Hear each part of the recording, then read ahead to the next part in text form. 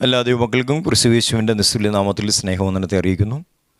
ഇന്ന് നാം ചിന്തിക്കാൻ ആഗ്രഹിക്കുന്നത് 2 രാജാക്കന്മാർ 4 അധ്യായം 1 മുതൽ 7 വരെയുള്ള വാക്യങ്ങളിൽ പറയുന്ന ആ സംഭവത്തിൽ പറയുന്ന പ്രവാചക ശിഷ്യൻ ആര് എന്നുള്ളതാണ് ചിന്തിക്കാൻ ആഗ്രഹിക്കുന്നത്. അതേക്കുറിച്ച് വിവിധങ്ങളായ പഠനങ്ങൾ, വ്യാഖ്യാനങ്ങൾ നിലവിലുണ്ട്. എങ്കിലും കഴിഞ്ഞ ദിവസം പറഞ്ഞതുപോലെ വചനം കൊണ്ട് തന്നെ വ്യാഖ്യാനിക്കുമ്പോൾ നമുക്ക് ലഭിക്കുന്ന ആശയങ്ങൾക്ക് ഞാൻ പ്രാധാന്യം നൽകുന്നു. അതുകൊണ്ട് നമുക്ക് ദൈവത്തിൻ്റെ വചനത്തെ ദൈവവചനം കൊണ്ട് തന്നെ വ്യാഖ്യാനിക്കുവാൻ കർത്താവ് സഹായിക്കട്ടെ. മരിച്ചുപോയ ആ പ്രവാചക ശിഷ്യൻ ഒബേദ്യാവാണെന്നാണ് അനേകരും പറയുന്നത്. 1 രാജാക്കന്മാർ 18 അധ്യായം 3 വാക്യത്തിലാണ് ഒബേദ്യാവിനെ നാം കാണുന്നത്. ഇസബേൽ ദൈവത്തിൻ്റെ ദാസന്മാരെ കൊന്നെടുക്കുന്ന കാലത്ത് കൊല്ലപ്പെട്ട ശിഷ്യന്മാരിൽ ഒരുത്തനാണെന്നും ചിലർ വിശ്വസിക്കുന്നുണ്ട്. മറ്റു ചിലരാണെങ്കിൽ ഈ പ്രവാചക ശിഷ്യൻ ഗേഹസിയാണെന്ന് വിശ്വസിക്കുന്നുണ്ട്. എന്നാൽ ഇത് എത്രത്തോളം ശരിയാണെന്ന് തിരുവെഴുത്തിൻ്റെ വെളിച്ചത്തിൽ നമുക്കൊന്ന് പരിശോധിക്കാം. ഒബേദ്യാവ് ആരായിരുന്നു? ഇസ്രായേലിൽ ബഹുഭൂരിപക്ഷം ദൈവജനവും ബാൽ വിഗ്രഹങ്ങളെ നമസ്കരിക്കുന്ന ആ കാലഘട്ടത്തിൽ യഹോവ ഭക്തനെന്ന് പരിശുദ്ധാത്മാവ് തന്നെ വചനത്തിൽ വെളിപ്പെടുത്തിയിരിക്കുന്ന 2 പേരിൽ ഒരാളാണ് ഈ ഒബേദ്യാവ്. 1 രാജാക്കന്മാർ 18 അധ്യായം 3 വാക്യത്തിൽ പറയുന്നുണ്ട്, ഒബേദ്യാവോ യഹോവെങ്കിൽ മഹാഭക്തനായിരുന്നു. അവൻ്റെ ജോലി ഇസ്രായേൽ രാജാവിൻ്റെ ഗ്രഹവിചാരകത്വമായിരുന്നു. ഇസ്രായേലിൻ്റെ രാജ്ഞിയായിരിക്കുന്ന ഇസബേൽ ദൈവത്തിൻ്റെ പ്രവാചകന്മാരെ കൊന്നൊടുക്കുന്ന കാലത്ത് ഒബേദ്യാവ് 100 പ്രവാചകന്മാരെ 2 ഗുഹകളിലാക്കി രക്ഷിക്കുകയും അപ്പവും വെള്ളവും നൽകി അവരെ തീറ്റിപ്പോറ്റുകയും ചെയ്തു. കൊട്ടാരത്തിലെ ജോലിക്കാരൻ ദൈവത്തിൻ്റെ ദാസന്മാരെ ഇപ്രകാരം സംരക്ഷിക്കുന്ന വിവരം രാജ്ഞി ഇസബേൽ അറിഞ്ഞിരുന്നുവെങ്കിൽ അവൾ ഒബേദ്യാവിനെയും കൊല്ലുമായിരുന്നു. ഒബേദ്യാവിന് അതറിയാം. എങ്കിലും അവൻ തൻ്റെ ജീവനേക്കാൾ ദൈവത്തിൻ്റെ ദാസന്മാരുടെ ജീവനെ സംരക്ഷിക്കുകയായിരുന്നു.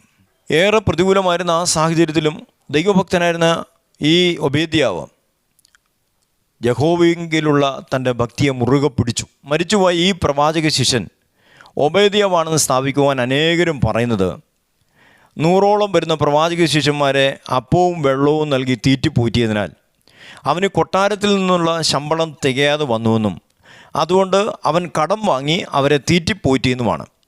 എന്നാൽ പിന്നീട് ആ തുക തിരികെ കൊടുക്കാൻ കഴിയാതെയുള്ള മനോദുഃഖത്താൽ അവൻ മരിച്ചുവെന്നുമാണ് ചിലർ വ്യാഖ്യാനിച്ചു വെക്കുന്നത്. ആഹാബിൻ്റെ ഗ്രഹവിചാരകനായിരുന്ന ഒബേദ്യാവ് ദൈവത്തിൻ്റെ ദാസന്മാരെ അപ്പവും വെള്ളവും നൽകി തീറ്റിപ്പോറ്റുകയും അവരെ ഇസബേലിൻ്റെ വാളിങ്കിൽ നിന്ന് രക്ഷിക്കുകയും ചെയ്തു എന്നുള്ളതൊരു യാഥാർത്ഥ്യം തന്നെയാണ്. എന്നാൽ അത് നിമിത്തം ഒബേദ്യാവ്, ഈ ദൈവഭക്തനായ ഒബേദ്യാവ് ഒരു കടക്കാരനായി തീരുവാനോ ആ കടം തിരികെ കൊടുക്കാൻ കഴിയാതെയുള്ള ദുഃഖത്താൽ അവൻ മരണമടഞ്ഞു എന്നതും ദൈവനീതിയെ മനഃപൂർവ്വം അവഗണിക്കുന്നൊരു വ്യാഖ്യാന ശൈലിയാണെന്നാണ് ഞാൻ വിശ്വസിക്കുന്നത്. നന്മ ചെയ്യാൻ പ്രാപ്തി ഉണ്ടായിരുന്നപ്പോൾ അതിനേറ്റവും യോഗ്യന്മാരായവർക്ക് തന്നെയാണ് ഒബേദ്യാവ് നന്മ ചെയ്തത്. തിരുവെഴുത്ത് എന്താ പറഞ്ഞത്? എന്നെ മാനിക്കുന്നവനെ ഞാനും മാനിക്കുമെന്നല്ലേ തിരുവെഴുത്ത് പറഞ്ഞത്? 1 ശമൂവേലിൻ്റെ പുസ്തകം 3 അധ്യായം 20 വാക്യത്തിൽ നമുക്കത് കാണാൻ കഴിയുന്നുണ്ട്. പ്രവാചകന്മാരെ മാനിച്ചതിലൂടെ അവൻ ദൈവത്തെയാണ് മാനിച്ചത്. സങ്കീർത്തന പുസ്തകം 18 അധ്യായം 24 മുതൽ 26 വരെയുള്ള വാക്യങ്ങൾ വായിക്കുമ്പോൾ നമുക്കവിടെ കാണാൻ കഴിയുന്നത്, യഹോവ എൻ്റെ നീതിപ്രകാരവും അവൻ്റെ കാഴ്ചയിൽ എൻ്റെ കൈകൾക്കുള്ള വെടിപ്പൻ പ്രകാരവും എനിക്ക് പകരം നൽകി. ദയാലുവോട് നീ ദയാലുവാകുന്നു, നിഷ്കളങ്കനോട് നീ നിഷ്കളങ്കൻ, നിർമ്മലനോട് നീ നിർമ്മലനാകുന്നു, വക്രനോട് നീ വക്രത കാണിക്കുന്നു. ദൈവത്തിൽ ആശ്രയിച്ച് നീതി പ്രവർത്തിക്കുന്നവനോടും വചനത്തോട് മത്സരിച്ച് അനീതി ചെയ്യുന്നവനോടുമുള്ള ദൈവത്തിൻ്റെ ഇടപെടലിനെയാണ് ദാവീദ് ഇവിടെ വർണ്ണിക്കുന്നത്. ദൈവത്തിൻ്റെ ദാസന്മാരെ മാനിച്ചാൽ ദൈവം നൽകുന്ന പ്രതിഫലത്തെക്കുറിച്ച് നമ്മുടെ കർത്താവായ യേശു ക്രിസ്തുവും വെളിപ്പെടുത്തുന്നുണ്ട്. മത്തായി സുവിശേഷം 10 അധ്യായം 42 വാക്യം വായിക്കുമ്പോൾ നമുക്ക് കാണാൻ കഴിയുന്നത്, പ്രവാചകൻ എന്ന് വെച്ച് പ്രവാചകനെ കൈക്കൊള്ളുന്നവന് പ്രവാചകൻ്റെ പ്രതിഫലം ലഭിക്കും. ശിഷ്യൻ എന്ന് വെച്ചുകൊണ്ട് ഈ ചെറിയവരിൽ ഒരുത്തൻ ഒരു പാത്രം തണ്ണീർ മാത്രം കുടിപ്പാൻ കൊടുക്കുന്നവന് പ്രതിഫലം കിട്ടാതെ പോകുകയില്ല എന്ന് ഞാൻ സത്യമായിട്ടും നിങ്ങളോട് പറയുന്നു. കർത്താവ് വെളിപ്പെടുത്തിയ ഈ വചനപ്രകാരം ചിന്തിച്ചാൽ ഒബേദ്യാവെന്ന പേരുള്ള ഈ ദൈവഭക്തൻ അദ്ദേഹം പ്രവാചകന്മാർക്കുള്ള പ്രതിഫലത്തിൻ്റെ അവകാശിയാണ്. ദൈവത്തിൻ്റെ ദാസന്മാരെ ഇസബേലിൻ്റെ വാളിയിൽ നിന്ന് രക്ഷിച്ച് അവനെ തീറ്റിപ്പോറ്റിയതുകൊണ്ട് അവനൊരു കടക്കാരനാകുവാനോ സമയത്തിനു മുമ്പേ മരിപ്പാനോ അവൻ്റെ ഭാര്യ വിധവയാകുവാനോ കുട്ടികൾ അനാഥരാകുവാനോ കുടുംബം കടബാധ്യതയ്ക്ക് അടിമപ്പെടുവാനോ കുട്ടികൾ അനാഥരാകുവാനോ ഇസ്രായേലിനെ ദൈവം അനുവദിക്കുമെന്ന് ഞാൻ വിശ്വസിക്കുന്നില്ല. തിരുവെഴുത്ത് എന്താ പറഞ്ഞത്?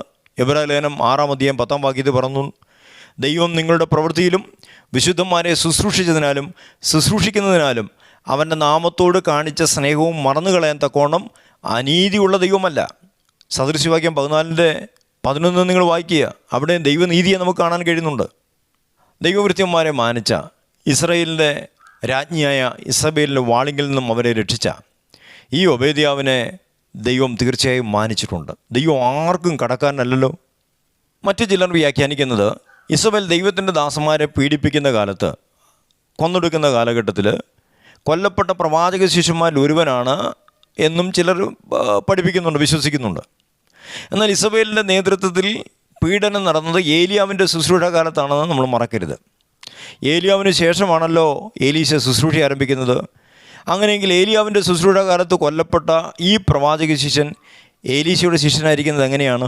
മരിച്ചുപോയ ഈ പ്രവാചക ശിഷ്യൻ ഏലീശയുടെ ശിഷ്യന്മാരിൽ ഒരുവനായിരുന്നുവെന്ന് ആ വിധവയുടെ വാക്കുകളിൽ നിന്ന് തന്നെ നമുക്ക് മനസ്സിലാക്കാം. 2 രാജകുമാരപുസ്തകം 4-ാം അധ്യായം 1-ാം വാക്യത്തിൽ അങ്ങനെയാണ് പറയുന്നത്. നിൻ്റെ ശിഷ്യനായ എൻ്റെ ഭർത്താവ് മരിച്ചുപോയെന്നാണ് വിധവ് പറയുന്നത്. എന്നാൽ എലീശയുടെ ശുശ്രൂഷ കാലത്ത് ദൈവജനത്തിനെതിരായി പീഡനമൊന്നും നടന്നതായിട്ട് തിരുവെഴുത്തിൽ രേഖപ്പെടുത്തി കാണുന്നില്ല. അതുകൊണ്ട് തന്നെ ഈ പ്രവാചക ശിഷ്യൻ്റെ മരണം ഒരു രക്തസാക്ഷി മരണമല്ല എന്ന് ഉറപ്പാണ്. മരിച്ചുപോയ ഈ പ്രവാചക ശിഷ്യൻ ഗേഹസിയാണെന്ന് ചിലർ വ്യാഖ്യാനിക്കുന്നത്, പ്രസംഗിക്കുന്നത് ഞാനും കേട്ടിട്ടുണ്ട്. എന്നാൽ ഗേഹസിയെ തിരുവെഴുത്തിൽ നമുക്ക് തുടർന്നും കാണാൻ കഴിയുന്നുണ്ടല്ലോ. 2 രാജകുമാരപുസ്തകം 4-ാം അധ്യായം 14-ാം വാക്യത്തിലും 5-ാം അധ്യായം 26-ാം വാക്യത്തിലും 8-ാം അധ്യായം 5-ാം വാക്യത്തിലും നമുക്ക് ഗേഹസിയെ കാണാൻ കഴിയുന്നുണ്ട്. പിന്നെ ഈ മരിച്ചുപോയ പ്രവാചക ശിഷ്യൻ ആരാണ്? നമുക്കതേക്കുറിച്ച് നാളെ ചിന്തിക്കാം.